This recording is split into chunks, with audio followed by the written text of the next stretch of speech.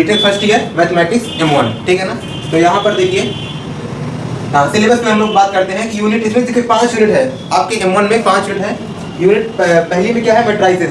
Matrices का मतलब ये होगा कि आपका ये जो आप 11-12 में पढ़े थे मैट्राइसेस डिटर्मिनेंट, वहाँ से इसका कनेक्शन है। हालांकि इसको बहुत डिटेल में पढ़ना है, इसमें कम।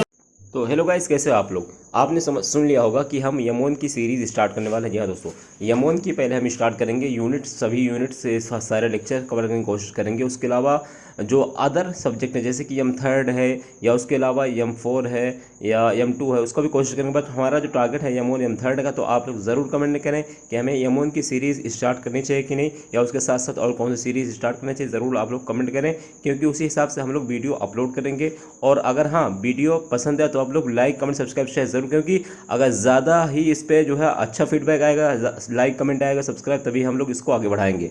तो आप पूरा वीडियो सुनिए, फिर आगे मैं बताऊँगा। हेलो फ्रेंड्स, मेरा नाम है राम प्रताप मौर्य।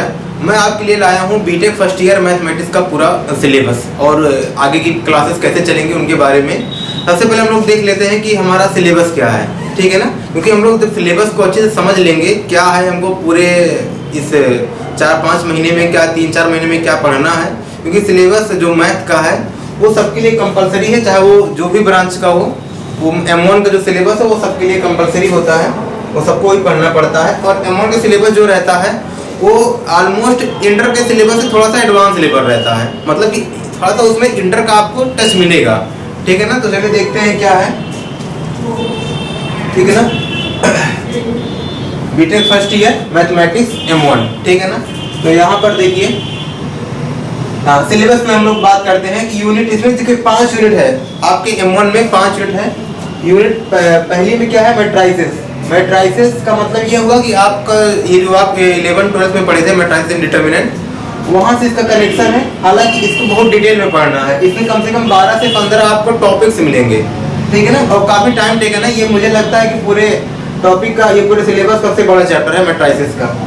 और यूनिट 2 क्या है, डिफरेंशियल कैलकुलस, जिसमें कम से कम आपको 10 से 12 टॉपिक मिलने वाले हैं इसके अंदर। और डिफरेंशियल कैलकुलस सेकंड, 2 पार्ट में डिवाइड है, एक कैलकुलस फर्स्ट, एक कैलकुलस सेकंड, ठीक है ना। और इसमें भी 10 से 12 टॉपिक हैं। Multi variable calculus, multi variable calculus में क्या है, जैसे अभी तक आपने एक सिंगल वेरिएबल पढ़ा है 11-12 में, अब आपको डबल वेरिएबल की कैलकुलस पढ़नी है, एक्स और वाई इसमें रहते हैं इन्वॉल्व।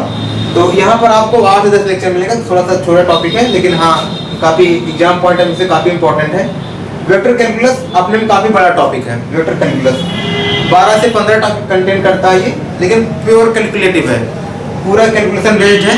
यहाँ पर आपको प्रूफ शायद सिलेबस में नहीं है, प्रूफ की चर्चा नहीं करना है। यहाँ पर 2-3 थ्योरम बड़ी इंपॉर्टेंट होती है, डाइवर्जेंस थ्योरम, स्टोक्स थ्योरम और ग्रेडियंट वगैरह, कल डाइवर्जेंस ग्रेडियंट वगैरह। तो यहाँ पर प्रूफ पर हमको बहुत ज़्यादा डिटेल नहीं जाना है, लेकिन थोड़ा सा हमको क्वेश्चंस कैसे लगाने हैं और थ्योरी कैसे पढ़नी है, एग्जाम्पल्स एग्जाम में जो आने वाले हैं, एग्जाम पॉइंट ऑफ व्यू से क्या क्या है वो सब हमको यहाँ पर कवर करना पड़ेगा, ठीक है ना। और उसके बाद मैं यह बात आपको बताना चाहता हूँ कि सबसे बात पहले कि आपको 11 एंड 12 दोनों की जो मैथ है उसमें आपको 2-3 टॉपिक तो अच्छे से कवर कर लेना है, जैसे कि डिफरेंशिएशन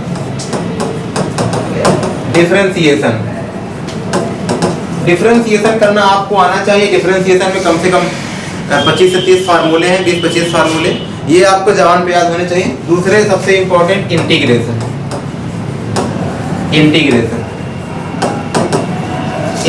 भी आपको आना चाहिए। इंटीग्रेशन थोड़ा सा डिफरेंशिएशन टफ मामला पड़ जाता है, लेकिन कोई दिक्कत नहीं, मैं आपको एकदम बेसिक से पढ़ाऊंगा, एकदम बेसिक से, ठीक है ना। लेकिन हाँ हल्का सा आपको पता होना चाहिए, ये नहीं कि मैं एकदम शुरुआत से पढ़ाऊंगा, ले भैया ये हमारा कंटिन्यूटी डिफरेंशियबिलिटी होती है, ये सब तो थोड़ा सा आपको पढ़ना ही पड़ेगा। अगर मैं अगली बात दूँ तो आपको डिफरेंशियल इक्वेशन आपको देखना पड़ेगा, ठीक है ना।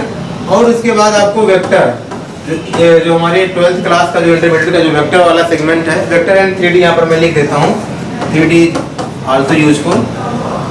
3D आप पढ़े रहेंगे तो आपको ठीक रहेगा। यहाँ पर इसको आप कम ध्यान दीजिएगा, लेकिन आपको वेक्टर पढ़ना पड़ेगा कि वेक्टर क्या होता है, इसके vector component, scalar component, dot product and cross product वगैरह क्या क्या होते हैं, सब आपको देखना पड़ेगा। क्योंकि आपका जो लास्ट यूनिट है इसमें आपको बहुत बेहद काम आने वाला है, बाकी और में वेक्टर कोई काम नहीं पड़ेगा, ठीक है ना। हाँ मैट्राइसेस के लिए आपको क्या करना पड़ेगा, आपको भी थोड़ा सा मैट्राइसेस भी देखना पड़ेगा, आपको मैट्राइसेस जो इंटरमीडिएट का मैट्राइसेस वाला टॉपिक है वो आपको देखना पड़ेगा क्या कैसे है, ठीक है ना। हालांकि मैं यहाँ पर डिटेल वीडियो अपलोड करूंगा, हर एक टॉपिक का डिटेल वीडियो आपको मिलेगा विद क्वेश्चन प्रैक्टिस, और उस पर पूरा एग्जाम्पल्स के साथ आप अगर मेरी नोट्स पढ़ लेंगे तो आपको कहीं और जाने की आवश्यकता नहीं है। आपको कंप्लीट नोट्स दी जाएगी, कंप्लीट नोट्स और विद प्रॉपर लेक्चर। अगर आपको कोई डाउट रहेगा तो आप पर्सनली मुझे कॉल करके या फिर मैं बताऊंगा कैसे आपको पूछना है, आप मुझसे कांटेक्ट करके आप पूछ सकते हैं कोई भी डाउट, ठीक है ना। तो इसी के साथ हम लोग नेक्स्ट वीडियो, आज की तो ये मेरा इंट्रोडक्शन वीडियो था कि मैं आपको आगे कैसे पढ़ाऊँगा। आगे के लिए मैं आपको फिर लेक्चर्स अपलोड करूँगा, हर एक लेक्चर को डिटेल में, ठीक है ना। तो बस आज के लिए इतना ही। Thank you so much for watching.